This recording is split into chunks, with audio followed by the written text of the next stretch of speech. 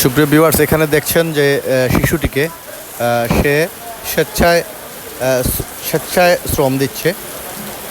সে বলছে যে সেই গ্রিলগুলা এবং এই যে খাম্বাটি রয়েছে এবং এখানে যে বসার জন্য যেই ওয়েটিংয়ের জন্য যাত্রীদের ওয়েটিংয়ের জন্য যেই বসার জায়গাটি রয়েছে, সেই জায়গাতে চুন মানুষরা পান খেয়ে যে চুনটুকু এখানে মুছে, সেই চুনটিকে সে তার নিজ ইচ্ছায় মুছছে। এই কারণেই যে তাকে জিজ্ঞেস করলে সে বলে যে এই কারণেই মুছছে যে মানুষের গায়ে লেগে যায় এবং সেটা দেখতে খারাপ লাগে, সেজন্য সে মুছছে।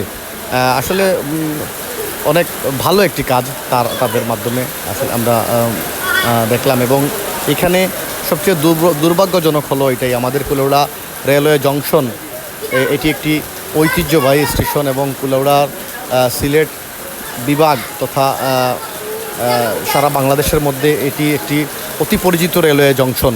সেই জংশনের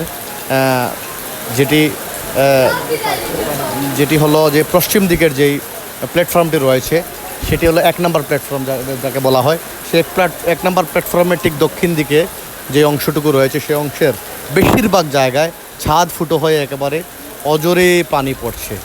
এবং এখানে আমরা দেখলাম যে কালনি ট্রেন আসলো, সে ট্রেনের যাত্রীরা নেমে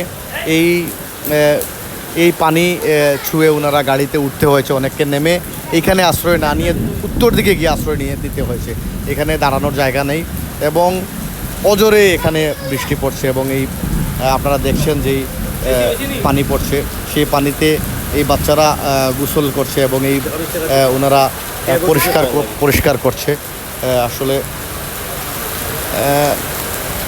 দুঃখজনক হলেও আসলে এটি বাস্তব যে এখানে আমার মনে হয় দেখার কেউ নাই রেলওয়ে কর্তৃপক্ষ।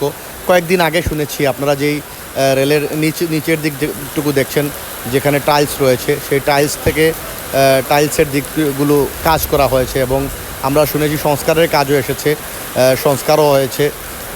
অপরদিকে 2 নম্বর প্ল্যাটফর্মে কিছু ভাঙাচোরা রুম ছিল, সেগুলাকে ভেঙে আবার নতুনভাবে করা হয়েছে।